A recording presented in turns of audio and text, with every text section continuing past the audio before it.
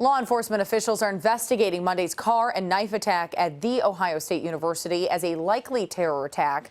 Authorities have identified the attacker as Abdul Razak Ali Artan, a Somali refugee who was a student at OSU.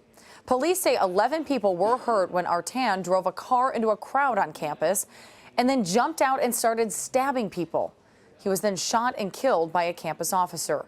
Tylar Bacome from our Columbus affiliate WBNS joins us now. He's at the suspect's home in West Columbus. Jamie, I can tell you within the last couple of minutes, investigators returned with that federal search warrant they were waiting on to be able to go into the suspect's Artan's apartment here behind me. They've been here on the scene about 8.5 hours anyway. They got here around 11 o'clock. Columbus Police and the Franklin County Sheriff's Department, as well as SWAT officers. Let me step out of the shot and show you what's going on now. You can see police tape still keeps us back a good bit away from the townhome that Artan lived in here.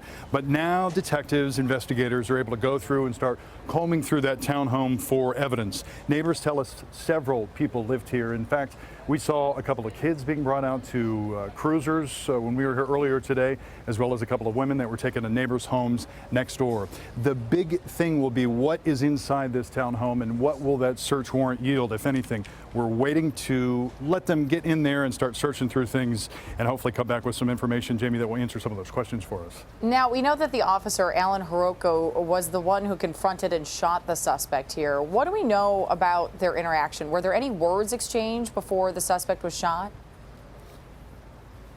Jamie, I can tell you this, not much specifically about the interaction because we haven't been able to talk to that officer yet. Only been on the force since 2015, so a relatively new officer.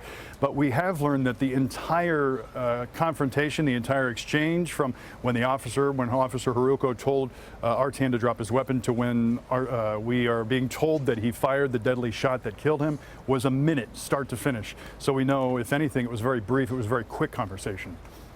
Have we heard from any of the family members or neighbors of the suspect at this point?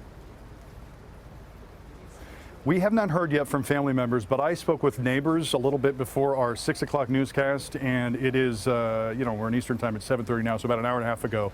There were very few neighbors that knew this family specifically, at least neighbors that we were able to speak with. Plenty of people were out here from the get-go, from the start. People were hearing what was going on, the activity, they were seeing the activity, and they were coming out into the neighborhood. One by one, as I spoke with them and as other folks spoke with them, most of them said they didn't know the family, but I did manage to find one or two who did, and they said they are completely shocked by this news that they have learned of today. Yeah, I can only imagine. Tylar Bacome, thank you so much for joining us. We appreciate it. Sure thing.